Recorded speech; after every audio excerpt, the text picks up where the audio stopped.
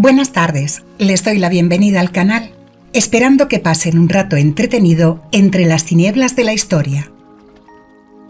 En este capítulo recordaremos tristemente a niños españoles desaparecidos, que un día salieron de su casa y ya no se les volvió a ver. Sus casos siguen abiertos. Así que espero que disfruten de una tarde de sofá, con una luz tenue y relajante y un té de su gusto. En el programa de hoy, Juan Pedro Martínez Gómez, de 9 años, Josué Monge García, de 13 años, David Guerrero Guevara, de 14 años, Sara Morales Hernández, de 14 años, y Gloria Martínez Ruiz, de 17 años. Bienvenidos al Rincón de las Historias, Audiomisterios.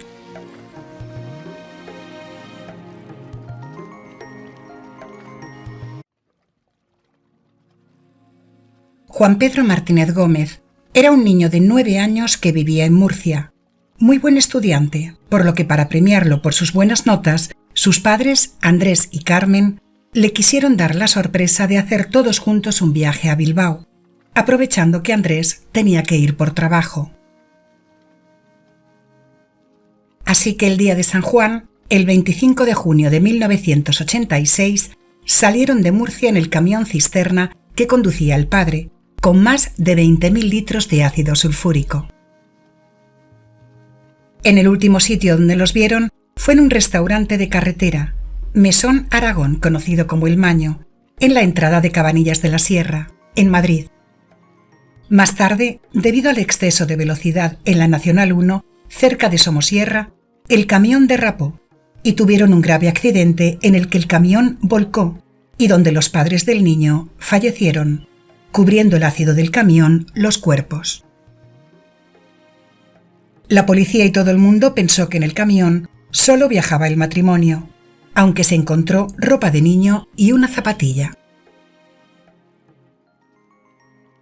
Cuando la Guardia Civil se puso en contacto con la abuela del niño, ella les preguntó por el estado de su nieto, Juan Pedro, de modo que se barajaron varias opciones de lo que podía haber pasado con el niño. Podía haber fallecido y disolverse en el ácido que llevaba el camión, pero descartaron esa opción porque los servicios de emergencia actuaron rápidamente, por lo que aún no se habían disuelto los cadáveres, por lo que pensaron que alguien pudo llevarse al niño y que éste no estuviese en ese momento con sus padres, sino que hubiese sido secuestrado por traficantes, ya que se pudo saber por la familia que estaban recibiendo amenazas de la mafia para que transportasen mercancía al norte de España, por lo que la policía enseguida dedujo que se podrían haber llevado a su hijo de viaje, probablemente para protegerlo de desquites o venganzas, y enfocaron la investigación hacia el narcotráfico. Estos podrían viajar detrás del camión en otro vehículo para verificar la entrega, por lo que era más fácil entender así el accidente, por el nerviosismo del asunto, o incluso por ir los padres deprisa tras el otro vehículo para rescatar a su hijo, pues cabía la posibilidad de que hubieran parado el camión. De ahí los registros en el tacógrafo del camión, o sea, el dispositivo electrónico que registra los sucesos originados en un vehículo durante su conducción, para llevarse al niño como garantía. Se registró que en el último tramo se hicieron 12 paradas muy cortas y sin salir de la carretera, siendo la más larga de 30 segundos. Y se descartó que pudiera haber un atasco, ya que eran las 6 de la mañana y había poco tráfico. Y el camión tampoco tenía ninguna avería, ni ningún tipo de problema. De hecho, había pasado una inspección de cara a ese viaje. Al año desguazaron el camión y encontraron restos ocultos de heroína, aunque los padres no consumían. Otra especulación hecha por los testigos del accidente es que paró una furgoneta blanca Nissan Vanette donde iba un matrimonio extranjero, un hombre de mediana edad muy alto y una mujer mayor que decía ser enfermera, los dos vestidos con batas blancas. Registraron el camión sacando un gran bulto y se lo llevaron, yéndose rápido del lugar. Ese bulto podría haber sido Juan Pedro Martínez. Más tarde la policía investigó más de 3.000 furgonetas de ese tipo, pero no encontraron nada. Un año después, en Madrid, el dueño de una autoescuela denunció que una mujer mayor, ciega e iraní, acompañada por un niño que se parecía mucho a Juan Pedro y que parecía estar muy desorientado, le había preguntado por la embajada estadounidense. Pero aunque sospecharon que esa mujer podía ser la que iba en la furgoneta y que paró en el accidente, no se pudo saber más. Así que finalmente dedujeron que el padre del niño podía dedicarse al narcotráfico y cabía la posibilidad de que la mafia hubiera secuestrado a Juan Pedro. Es un misterio aún por resolver de hace ya 38 años, por lo que Juan Pedro tendría hoy en día 47.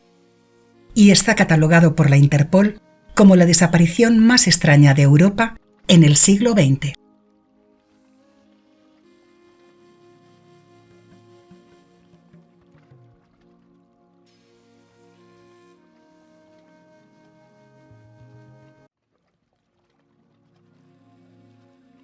Josué Monge García era un niño de 13 años nacido en Sevilla el 24 de diciembre de 1992, que desapareció la tarde del 10 de abril del 2006 en Dos Hermanas.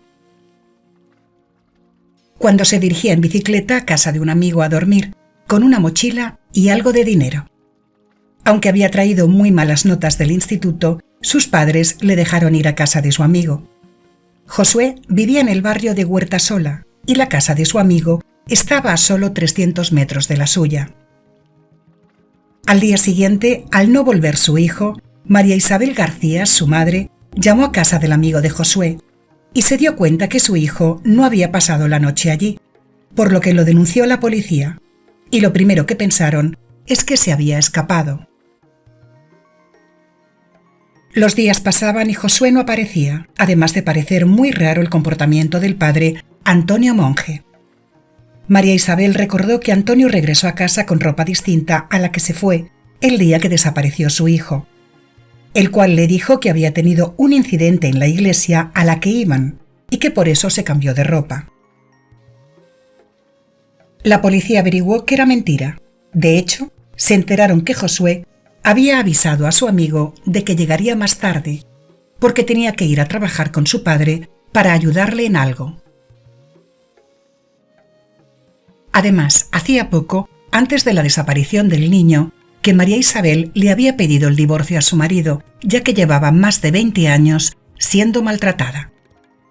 Y últimamente Antonio ya se refería a la situación de su hijo como si estuviera fallecido. Así que María Isabel así se lo dijo, que pensaba que él tenía algo que ver con la desaparición del niño. El 23 de abril, con la excusa de ir a buscar a Josué, Antonio salió de casa y no se volvió a saber nada de él. No se encontró tampoco la bicicleta con la que marchó el niño, ni la furgoneta del padre. Se investigó que Antonio no había sacado dinero alguno de la cuenta bancaria. Se intervinieron los teléfonos de los familiares y hasta se rastreó el río Guadalquivir, suponiendo que el padre se hubiera podido quitar la vida o encontrar su furgoneta en el río, pero no se encontró nada. Josué Monge García desapareció hace ya 18 años y ahora tendría 31.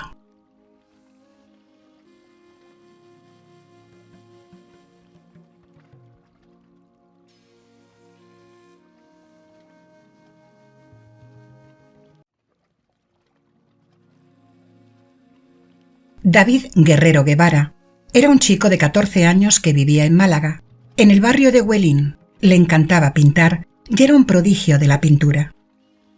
Un día salió de su casa para coger el autobús a una galería de arte, La Maison, para participar en una exposición y para una entrevista con un periodista del diario Sur sobre su pintura del Cristo de la Buena Norte, para después ir a sus clases de pintura.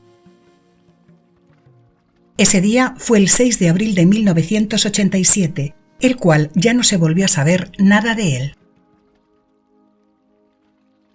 Su familia aseguró que no había desaparecido voluntariamente, pues el chico era incapaz de hacer algo así y estaba muy unido a su familia. Además, no llevaba dinero, tan solo la tarjeta del autobús, así que aunque al principio se pensó en la posibilidad de un secuestro, se acabó descartando. La policía de Portugal dijo haberlo visto en Lisboa, pero esa pista tampoco llevó a ninguna parte.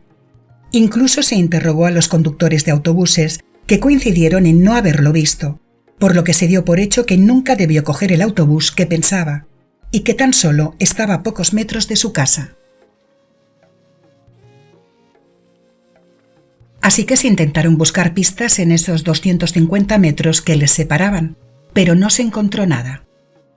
La policía enfocó sus investigaciones en sus últimos dibujos, y uno fue el retrato de un hombre que no era conocido para nadie. En 1990, la camarera del hotel Los Naranjos, de Málaga, que subía comida y bebida a los huéspedes, dijo haber visto a un hombre de 70 años, suizo, que tenía en una de las habitaciones fotos de niños de entre 12 y 14 años, y al lado una servilleta donde se leía David Guerrero Guevara, Huelín, y una dirección de la que se había olvidado. Por lo que pudieron averiguar a través de fotos que ese hombre, llamado Rudolf Exmann, el suizo, había estado en Málaga en los días previos a la desaparición de David, y su cara coincidía con el dibujo del chico. Por lo que la policía viajó a Suiza para encontrarlo e interrogarlo, con la fatalidad de que había fallecido meses antes. Averiguaron que Rudolf se dedicaba a hacer fotos instantáneas de menores en la calle y solía pedir las direcciones de sus casas para enviarles después las fotografías. Finalmente, los estudios de un fisonómico afirmaron que Rudolf Exmann no era la persona retratada, por lo que se reconstruyeron los hechos y elaboraron una lista con más de 700 nombres relacionados con la desaparición de David Guerrero, y se obtuvieron 100 testimonios nuevos. Nunca se pudo resolver el caso de David Guerrero, y en el año 2016 se le declaró fallecido, ya que su padre había fallecido el año anterior y si constaba como legalmente vivo, sus familiares no podrían acceder a la herencia. 3 años después, en el año 2019, la familia recibió un anónimo con el nombre de Gervasio, quien decía tener la clave del caso y lo que realmente ocurrió. Dijo que todo pasó en la calle Granada, que estaba todo planeado y que el chico conocía a los culpables. Nunca se supo nada más. El hermano de David, Jorge, no dejó de buscar a ese hombre llamado Gervasio. Pero el caso ha quedado en un misterio por resolver.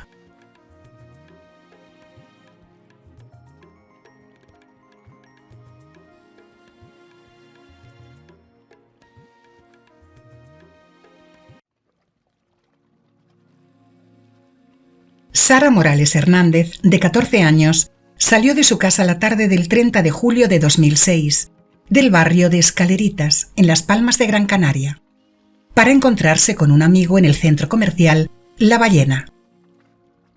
La chica llevaba una camiseta amarilla, una falda corta vaquera, unos zapatos plateados deportivos y sus gafas. Llevaba algo de dinero, las llaves de su casa y el móvil. Pero nunca llegó al centro comercial, que solo estaba a 1,5 kilómetros de su casa, o sea, a unos 20 minutos caminando. El chico, al ver que Sara no llegaba, la llamó varias veces a su móvil, y al ver que no contestaba, la acabó llamando a su casa, sobre las 5:30 de la tarde. Los padres enseguida denunciaron la desaparición, ya que la niña nunca se retrasaba y si lo hacía, llamaba y avisaba a sus padres, y nunca se había ido de casa ni habían tenido ningún problema similar. La policía investigó todas las pistas e información que pudieran darle de ella. Se esparcieron carteles con su foto por la ciudad, pero nadie pudo dar pistas sobre Sara. De modo que la investigación se quedó paralizada, hasta 3 años después, en la que la policía detuvo a Miguel Ángel M.R., de 47 años, un hombre con hijos y nietos, como presunto violador en serie en Gran Canaria. Le acusaron de 22 presuntos delitos, confesando que él no había secuestrado a Sara Morales. Escribió una carta antes de quitarse la vida el 22 de enero, colgándose de las duchas del patio de la cárcel de Salto del Negro.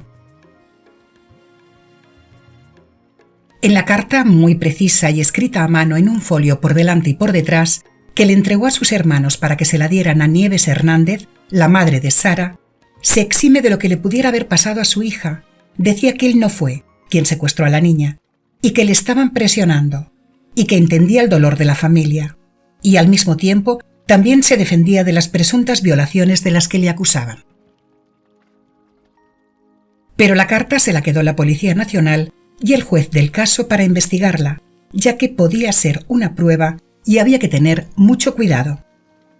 Por lo que no se pudo hacer pública ni entregársela a la familia de Sara Morales, aunque la voluntad de la familia del fallecido era cumplir con el deseo del difunto. A día de hoy su recuerdo permanece y no cesan los esfuerzos para encontrarla. Su madre, Nieves Hernández, considera que su hija está viva, puesto que no se han encontrado indicios de su paradero ni prendas que indiquen lo contrario.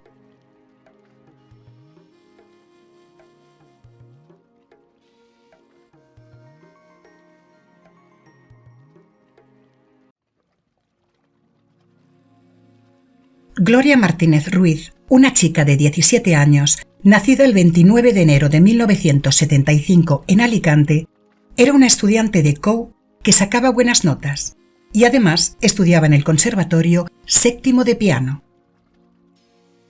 Pero con problemas serios de ansiedad, producida por el insomnio que padecía y la anorexia, por lo que al no poder llevar una vida normal, al tener brotes psicóticos, sus padres, recomendados por su psiquiatra, la ingresaron en una clínica dedicada a problemas psiquiátricos, llamada Torres de San Luis, de la localidad de Alfaz del Pi, en Alicante. La ingresaron para que reposara unos días, una tarde del 29 de octubre de 1992, después de llevar 4 días sin dormir, por lo que sus padres le dieron un calmante. Y después permitieron que por la noche fuera a una discoteca, avisándola de que no bebiera alcohol, puesto que podría reaccionar mal con la medicación. Pero la chica bebió, encontrándola más tarde una patrulla de la policía en la playa del Postiguet. La derivó a un centro del que la doctora era accionista y estaba dirigido a pacientes con enfermedades no severas, curas de reposo o para pacientes estresados. El complejo se encontraba en el campo, con instalaciones grandes en forma de cabañas, zonas deportivas, jardines y piscina, y la estancia costaba 6.000 euros al mes, 1.000.000 de pesetas. El sanatorio se encontraba en ese momento con más pérdidas que ganancias, siendo Gloria la única paciente el día que ingresó. Al irse sus padres, la chica sufrió una crisis nerviosa, por lo que la tuvieron que atar de manos y pies en la cama, y le dieron un sedante para calmarla. Más tarde, las enfermeras la llevaron a cafetería, y Gloria escribió una nota con letra temblorosa y poco clara, en la que decía: «Me da miedo pensar que estoy muriendo, y la única luz está cerca de mí, Dios mío». Y por la noche le inyectaron 3 potentes sedantes. La chica quedó calmada hasta que a la 1:30 de la madrugada pidió para ir al baño, y 2 auxiliares la desataron para que pudiera ir. Pero según dijeron, las auxiliares de enfermería la vieron tan sumamente nerviosa que una de ellas fue a buscar a un superior, mientras la otra quedaba con la chica. Y Gloria aprovechó para escaparse saltando por la ventana de su habitación, para después saltar también el gran muro de la clínica de 2 metros de altura. El hecho ocurrió a la 1:30 de la madrugada. Sin embargo, no avisaron a la policía ni a la familia hasta las 8 de la mañana. Sus padres no creyeron la versión de los trabajadores de la clínica, puesto que veían imposible que Gloria, sedada como estaba, se hubiera podido escapar de la enfermera, y mucho menos saltar el muro de la clínica descalza, ya que por lo visto no se llevó nada, y sin sus gafas, con una miopía importante de 8 dioptrías en cada ojo. por no hablar de la noche sin luz de ese día, ya que era luna nueva. Los vecinos de la zona afirmaron haber escuchado pasos aquella madrugada, e incluso un trabajador de la gasolinera comentó haber visto a una chica parecida a Gloria. Por lo que la Guardia Civil efectuó un operativo en los bosques de la zona, vaciando incluso fosas sépticas y desaguando acequias para intentar encontrarla, pero no lograron resultados. En marzo del año siguiente, realizaron una reconstrucción de los hechos con ayuda de la prima de Gloria. Y en 1994, debido a los problemas económicos con la clínica ya cerrada, reabrieron de nuevo la investigación, ordenando un registro total del complejo. Y al vaciar la fosa séptica, encontraron una bolsa con las cosas de la chica, como un cinturón y ropa interior. Cuando se interrogó a la enfermera, esta dijo que tuvo que cambiarle la ropa porque la chica se orinó encima. 5 años después, en 1999, una persona de la que no se dio la identidad mandó una carta en la que afirmó ver cómo sacaban a Gloria de la casa de una de las enfermeras del centro, en la calle de la Cruz, de la localidad de Tibi, pero no hicieron caso de tal pista. Finalmente, el caso se cerró judicialmente en el año 2000, recurriendo la familia a la vía civil para pedir daños y perjuicios. Y en el año 2008 fue condenada la propietaria de la clínica, la psiquiatra María Victoria Soler Lapuente, y a la mercantil Zopito S.A.L., por la Audiencia Provincial de Alicante, a indemnizar a la familia de Gloria Martínez Ruiz por daños morales a 60.000 euros, aunque después subieron la indemnización considerando el sufrimiento causado a la familia a 104.000 euros. En la actualidad, el caso sigue abierto.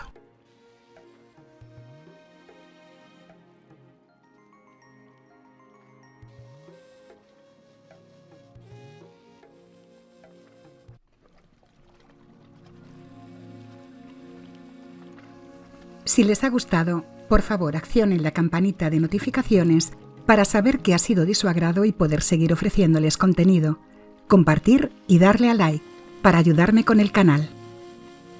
Hasta la semana que viene con nuevos relatos de Audiomisterios.